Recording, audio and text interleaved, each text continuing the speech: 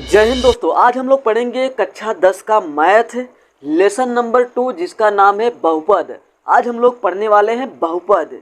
सबसे पहले हम बहुपद से संबंधित जितने भी बेसिक कॉन्सेप्ट है उसके बारे में चर्चा करेंगे। उसके बाद हम लोग चलेंगे अपने मेन टॉपिक की ओर। सबसे पहले चर्चा करते हैं बहुपद से संबंधित जितने भी बेसिक कॉन्सेप्ट हैं उसके बारे में समझ लेते हैं, तब बहुपद हमारे लिए बहुत ही आसान हो जाएगा। तो सबसे पहले हम लोग समझते हैं यहाँ पर चर। चर को बोलते हैं वेरिएबल। सबसे पहले समझ लेते हैं चर होता क्या है। चर होता क्या है, हम लोगों को बचपन में मार मार के ए से जेड तक याद करवाया गया है। जो ए से जेड तक लेटर हैं उसे कहीं कहते हैं चर संख्याएं। क्या कहते हैं? चर संख्याएं। ए से जेड तक जितने भी लेटर हैं उसे ही कहते हैं चर संख्याएं। ए से जेड तक जितने भी लेटर हैं उसे क्या कहते हैं? चर संख्याएं। चर संख्याओं का मान स्थिर नहीं रहता है, बदलता रहता है, इसीलिए इसे कहते हैं वेरिएबल। क्या कहते हैं? वेरिएबल। जैसे मैं यहाँ पर लिखूँ x-5, x-5। अगर हम यहाँ से x की वैल्यू निकालना चाहें तो x बराबर 0 रख देंगे और x का मान मिल जाएगा 5। x का मान मिला 5। अगर इसी तरह हम ले लें x-10 ले लें और यहाँ से x का मान निकालें तो x का मान कैसे निकालेंगे? इसको 0 के बराबर पुट करेंगे तो x का मान मिलेगा 10। x का मान कितना मिला? 10। यहाँ पर आप लोग देखेंगे यहाँ पर x का मान 5 है और यहाँ पर x का मान 10 है। आप लोग देख पा रहे हैं x के दो मान, यहाँ 5 था यहाँ 10 हो गया, यानी बदल गया। इसीलिए इसे कहते हैं वेरिएबल या चर। आप इसे आसान भाषा में अगर समझे तो आप बता सकते हैं ए से जेड तक जितने भी लेटर हैं उसे ही कहते हैं चर संख्याएं या वेरिएबल कहते हैं। इस चर का मान हमेशा बदलता रहता है, स्थिर नहीं रहता है। आई होप आप लोग चर समझ गए होंगे। अब बढ़ते हैं अगला टॉपिक, अचर। अचर किसे कहते हैं? हम लोग जो गिनती गिनते हैं 1 2 3 4 5 6 7 8 सो ऑन, ये सभी क्या हैं? अचर हैं। क्या हैं? अचर हैं। अचर को बोलते हैं कांस्टेंट। क्या बोलते हैं? अचर को बोलते हैं कांस्टेंट। इनका मान फिक्स रहता है। आप ही बताइए, ये कि क्या है? अचर है, 2 अचर है, 3 अचर है, डॉट डॉट सब, ये सभी क्या हैं? अचर हैं। क्या हैं? अचर हैं। आप बताइए क्या 3 कभी 5 के बराबर हो सकता है? नहीं। यह 3 हमेशा 3 ही रहेगा, कभी भी किसी के बराबर नहीं होगा। इसलिए इसे कहते हैं कांस्टेंट, जो हमेशा फिक्स रहे, स्थिर रहे, कभी बदले ना, उसे क्या कहते हैं? अचर। इन संख्याओं को बोलते हैं अचर संख्याएं।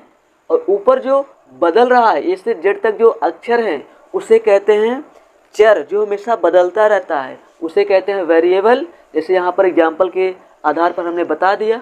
और नीचे है कांस्टेंट, जो गिनती वाली संख्याएं हैं वो सभी हैं कांस्टेंट। आई होप आप लोग इन दोनों टॉपिक को अच्छी तरह से समझ गए होंगे।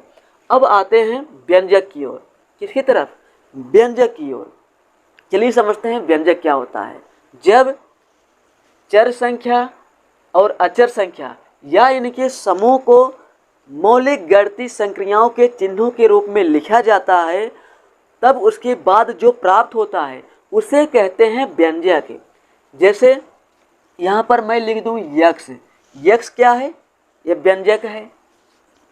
और लिख दूँ 2x, यानी 2 को x के साथ गुणा किया गया है। गुणा मतलब मौलिक गणितीय संक्रियाओं में आता है। गुणा जो चिन्ह है मौलिक गणितीय संक्रियाओं के चिन्ह में आता है। अगर यहाँ पर लिख दें x + 2y, यह भी क्या है? व्यंजक है। क्या है? व्यंजक है। यहाँ पर आप लोग देखेंगे x है और प्लस है और 2 का गुणा y में हुआ है। यहाँ पर जोड़ भी है और गुणा भी है। तो क्या बताया गया?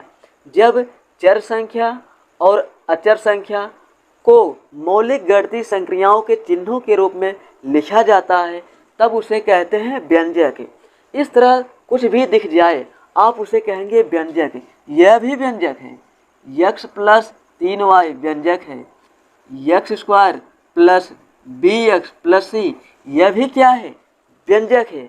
कहीं भी x y z मिल जाए, कोई गिनती वाली संख्या मिल जाए या गिनती वाली संख्या और चर संख्या का समूह मिल जाए, वे सभी क्या होंगे? व्यंजक होंगे। x⁻³ भी क्या है? व्यंजक है। क्या है? व्यंजक है। तो इन सब में अंतर क्या है? इसमें देखेंगे केवल यक्ष है, यानी इसमें एक पद है, एक पदी व्यंजक है। इसमें भी एक पद है, एक पदी व्यंजक है। लेकिन यहाँ देखिए यक्ष है, बीच में प्लस है, दो आए, एक दो, ये दो पदी व्यंजक है। और यहाँ पर देखेंगे ये भी दो पदी है, और इसमें देखेंगे तीन पद है, एक दो तीन, इसमें तीन पद है, और लास्ट वाले में एक पद है। तो समझते हैं सबसे पहले पद क्या होता है। यहाँ पर हमने बता दिया इसमें दो पद, एक पद, तीन पद है। पद होता क्या है समझिए। जब चर संख्या और अचर संख्या को गुणा और भाग के रूप में लिखा जाता है तब उसे कहते हैं पद। जैसे मैं यहाँ पर लिख दूँ, क्या लिखूँ? दो यक्ष। देखिए यहाँ पर है अचर और ये है चर, इसको लिख दिए गुणा के रूप में, तो दो यक्ष क्या हुआ? एक पद हो गया। और इसी में जोड़ दूं क्या? वाई, तो इसमें कितने पद हो गए? एक पद, दो पद हो गए। और यहाँ पर अगर लिख दूं 5x², देख पा रहे हैं अचर संख्या और चर संख्या को गुणा के रूप में लिखे हैं, यह हो गया एक पद हो गया। कितना पद? एक पद। अगर इसी में लिख दे 3y², यह भी एक पद है। तो इस व्यंजक में कुल कितने पद हो गए? दो पद हो गए। समझ में आ रहा है? ठीक है, ओके। इसमें कितने पद हैं? एक पद, दो पद। आई होप आप लोग पद समझ गए होंगे, पद समझ गए होंगे। अब आते हैं अगले टॉपिक की ओर, पूर्ण संख्या। पूर्ण संख्या हम इसे इसलिए बता रहे हैं क्योंकि इसका यूज अभी बहुपद में होगा। तो पूर्ण संख्या हम समझते हैं क्या होगा। तो बहुत से लोग इसे जानते भी होंगे, लेकिन हम इसे इसलिए बता रहे हैं क्योंकि यह बेसिक जानकारी आपको जानना जरूरी है। इसके बिना आप बहुपद ठीक से नहीं समझ पाएंगे। पूर्ण संख्या, आप लोग प्राकृतिक संख्या जानते हैं, जो गिनती वाली संख्याएं हैं 1 2 3 4 5 6 डॉट डॉट सो ऑन, ये सभी क्या हैं? प्राकृतिक संख्या हैं। इस प्राकृतिक संख्या का यूज हम वस्तुओं को गिनने में करते हैं, वस्तुओं को गिनने में करते हैं। ये तो है प्राकृतिक संख्या। अब आप लोग कहेंगे ये तो आपने प्राकृतिक संख्या लिख दिया, आप पढ़ा रहे हैं पूर्ण संख्या। जी हाँ, इसे बताना जरूरी है। जब प्राकृतिक संख्या के समूह में या जब प्राकृतिक संख्या के परिवार में जीरो को शामिल कर दिया जाता है, किसको शामिल कर दिया जाता है? जीरो को शामिल कर दिया जाता है। उसके बाद जो नई संख्या प्राप्त होती है, नई संख्या का समूह जो प्राप्त होता है, उसे कहते हैं पूर्ण संख्या। तो आप बताएंगे पूर्ण संख्या की शुरुआत जीरो से होता है और प्राकृतिक संख्या की शुरुआत एक से होता है। जब प्राकृतिक संख्या के समूह में जीरो को मिला दिया जाता है तो हमें जो संख्या प्राप्त होती है उसे कहते हैं पूर्ण संख्या। आई होप आप लोग पूर्ण संख्या समझ गए होंगे। अब आते हैं बहुपद की ओर, जो हमारे चैप्टर से रिलेटेड है। सबसे पहले हम लोग समझेंगे बहुपद किसे कहेंगे। यहाँ पर जो ये सभी व्यंजक दिख रहे हैं, ये सभी क्या है? बहुपद ही हैं। तो बहुपद होने के लिए कुछ कंडीशन होते हैं। हमें व्यंजक दिया रहेगा, इस तरह कुछ व्यंजक दिया रहेगा और हमें बताना होगा क्या वो व्यंजक बहुपद हैं या नहीं हैं। चलिए इसे समझते हैं। यहाँ पर कुछ मैं यहाँ पर लिख रहा हूँ व्यंजक, जैसे 2x² प्लस 3x प्लस 5। यहाँ पर ये जो दिख रहा है यह व्यंजक है। क्या है? व्यंजक है। अब हम पता लगाएंगे क्या यह दिया गया व्यंजक बहुपद है या नहीं है। तो कैसे पता लगाएंगे? बस आपको एक चीज़ की ध्यान देना है। यहाँ पर जो चर दिख रहा है यानी यक्ष, गिनती वाली संख्या को छोड़ दीजिए, जो ABCD XYZ दिखता है, अगर उसके पावर में कोई पूर्ण संख्या है, पूर्ण संख्या बोले तो 0 1 2 3 4 5 इस तरह है, तब उसे कहेंगे बहुपद। यहाँ पर देख पा रहे हैं चर की घात में 2 है, यह 2 एक पूर्ण संख्या है। यहाँ पर चर की घात में क्या है? 1 है, 1 भी क्या है? पूर्ण संख्या है। और यहाँ पर जो अचर पद है, यहाँ पर हम इसे लिख सकते हैं x पावर 0, क्योंकि x पावर 0 का मान होता है 1, तो यहाँ पर ऐसा लिख सकते हैं। यहाँ पर देखेंगे x के पावर में क्या है? 0 है। क्या है? 0 है। तब यह दिया गया व्यंजक क्या है? बहुपद है। क्या है? बहुपद है। अगर चर की घात में कोई ऋणात्मक संख्या आ जाता है तो वह बहुपद नहीं होगा, अगर चर की घात में कोई भिन्नात्मक संख्या आ जाता है वह भी बहुपद नहीं होगा। चलिए हम लोग एग्जाम्पल से समझते हैं। आप लोग इसे बताइए, क्या यह बहुपद होगा? 3x⁵ प्लस 2x, क्या यह बहुपद है? बताइए। जी हाँ, यह बहुपद है। कैसे है? यहाँ पर देखिए चर यक्स है।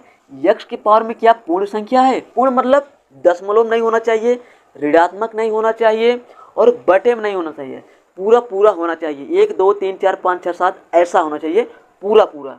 जीरो भी हो तब भी चलेगा। यहाँ पर देखेंगे चर की घात में 5 है। 5 क्या है? पूर्ण संख्या है। 5 क्या है? पूर्ण। 5 यहाँ पर पूर्ण संख्या है। 5 क्या है? पूर्ण संख्या है। और यक्स पावर में 1 है। 1 भी क्या है? पूर्ण संख्या है। इसलिए यह दिया गया व्यंजक बहुपद है। बहुपद है। अगर यहाँ पर लिख दें 5x⁻−10 प्लस x⁻3, क्या यह बहुपद है? बताइए। आप लोग बता सकते हैं। यहाँ पर देखेंगे चर की घात में -10 है। चर की घात में -10 है। आप बताइए, क्या -10 पूर्ण संख्या है? क्या आगे जाएंगे -10 मिलेगा? हमें पता है पूर्ण संख्या हमेशा धनात्मक होता है, ऋणात्मक नहीं होता है। पूर्ण संख्या हमेशा धनात्मक होता है। तो यक्स की पावर में क्या आ गया? -10 आ गया। और यहाँ यक्स पावर में 3 है। यहाँ पर पूर्ण संख्या है, लेकिन यहाँ पर पूर्ण संख्या नहीं है, इसलिए यह बहुपद नहीं है। बहुपद नहीं है। अगर कोई संख्या मतलब चर, अगर चर अंडर रूट में आ गया, अंडर रूट में आ गया, तब वह भी बहुपद नहीं होगा। बहुपद नहीं होगा। यह बहुपद नहीं है। इन सबको आप नोटिस करेंगे। अगर चर की पावर में कोई भिन्नात्मक संख्या है, x⁵ प्लस 9x³, यह बहुपद है। देखिए यक्स की पावर में 5/2 है। क्या 5/2 पूर्ण संख्या है? नहीं है, नहीं है।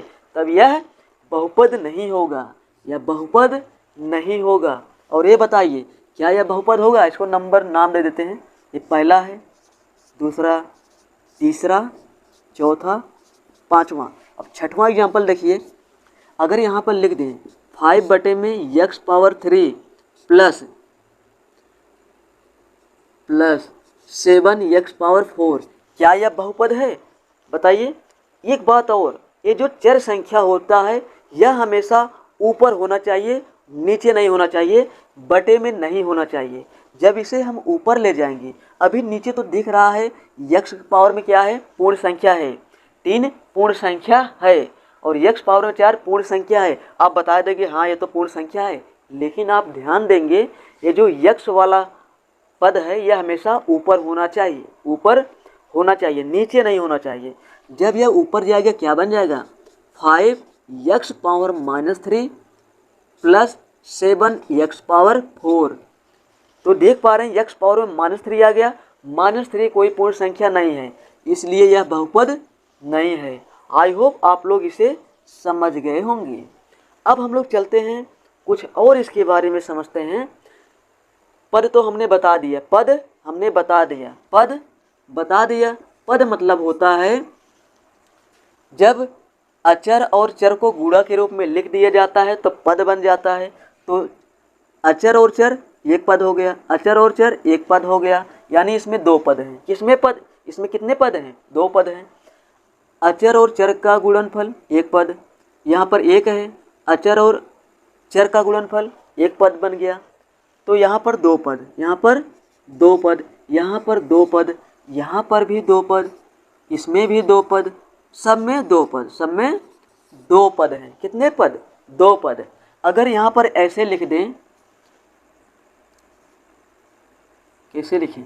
x²/2 plus 7x। इसमें बताइए कितने पद हैं? यहाँ देखिए x² मतलब चर बटे में अचर, चर बटे में अचर, यानी यह एक पद बन गया। आपको बताया गया जब अचर और चर को गुणा और भाग के रूप में लिख दिया जाता है एक पद बनता है। एक पद हो गया, भाग के रूप में लिखा गया है और इसको गुणा के रूप में लिखा गया है, इसमें 2 पद। अगर इसमें कुछ और ऐड कर दें 8, तो कितने पद हो गए? 1 पद, 2 पद, 3 पद। कितने पद? 3 पद। अब आते हैं बहुपद की घात निकालना। बहुपद की घात, बहुपद की घात ये भी बहुत ही आसान है। बहुपद की घात मतलब चर की अधिकतम घात, चर की अधिकतम घात, अधिकतम घात। इसका मतलब समझिए, अगर कोई बहुपद दिया गया है, मान लीजिए 5x² प्लस 6x प्लस 8, यहाँ पर हमारे पास एक बहुपद है, 3 पद वाला बहुपद है, 1 पद 2 पद 3 पद, यह 3 पद वाला बहुपद है। इसमें हमें बताना है इस बहुपद का घात कितना होगा। तब बहुत ही आसान है, हम लोग देखेंगे यहाँ पर जो चर है, चर क्या है, यक्स है, यक्स है। यक्स के पावर में सबसे ज़्यादा घात कहाँ है, सबसे ज़्यादा घात यहाँ है, यक्स की घात 2, यक्स की घात 2। तो इस बहुपद का घात हो गया 2, इस बहुपद का घात हो गया 2, बहुपद का घात कितना हो गया, 2 हो गया। एक एग्जाम्पल और देखते हैं, अगर यहाँ लिख दें 7x⁵ प्लस 4x² प्लस 3, यह हमारे पास एक बहुपद दिया गया है। अब इसमें बताना है इस दिए गए बहुपद का घात कितना होगा, इस बहुपद का घात कितना होगा। तब देखेंगे जो चर है, चर की घात सबसे ज़्यादा कहाँ है, तो सबसे ज़्यादा घात यहाँ पर कितना है, 5 है, कितना है, 5 है। तो यहाँ पर इस बहुपद का घात हो जाएगा 5, बहुपद का घात कितना हो गया, 5। तो आपको इस समझ में आ गया होगा, उम्मीद करते हैं, बहुत ही आसान है। तो घात कैसे निकालते हैं, बहुपद दिया रहेगा, देखेंगे किस चर का घात सबसे ज़्यादा है, वही सबसे ज़्यादा वाला घात उस बहुपद का घात हो जाएगा। अब आते हैं गुणांक समझते हैं। गुणांक क्या समझते हैं, गुणांक यहाँ पर समझ लेते हैं। गुणांक, गुणांक मतलब कोफिशिएंट। गुणांक, गुणांक का मतलब क्या समझ रहे हैं, गुणांक यानी इसमें कुछ ध्यान से पढ़ेंगे, कुछ शब्द सुनाई देगा। गुणांक यानी गुणा किया हुआ अंक, गुणा किया हुआ अंक। यहाँ पर अगर पूछा जाए x² का गुणांक कितना है, आप देखेंगे x² में किससे गुणा किया गया है, 5 से, तब x² का गुणांक 5 है, x² का गुणांक, x² का गुणांक 5 है। और x का गुणांक कितना है, मतलब x में किससे गुणा किया गया है, 6 से, तब x का गुणांक हो गया 6, x का गुणांक 6। और यहाँ पर देखिए इस एग्जाम्पल में x² और x⁵ का गुणांक कितना है, आप देखेंगे x² में किससे गुणा किया गया है, x² में 4 से गुणा किया गया, यानी x² का गुणांक 4, x² का गुणांक 4। और यहाँ देखिए x⁵ का गुणांक निकालना है, कितना होगा, आप देखेंगे x⁵ का गुणांक निकालना है, तो देखेंगे x⁵ में किस संख्या से गुणा किया गया है, 7 से गुणा किया गया है, तब x⁵ का गुणांक हो गया 7। आई होप आप लोग गुणांक निकालना भी सीख गए होंगे। उम्मीद करते हैं आज का यह लेक्चर आपको बेहतरीन समझ में आया होगा। आई होप आप लोग आज का बेसिक कॉन्सेप्ट समझ गए होंगे। मैं मिलता हूँ किसी नए वीडियो में, तब तक के लिए जय हिंद।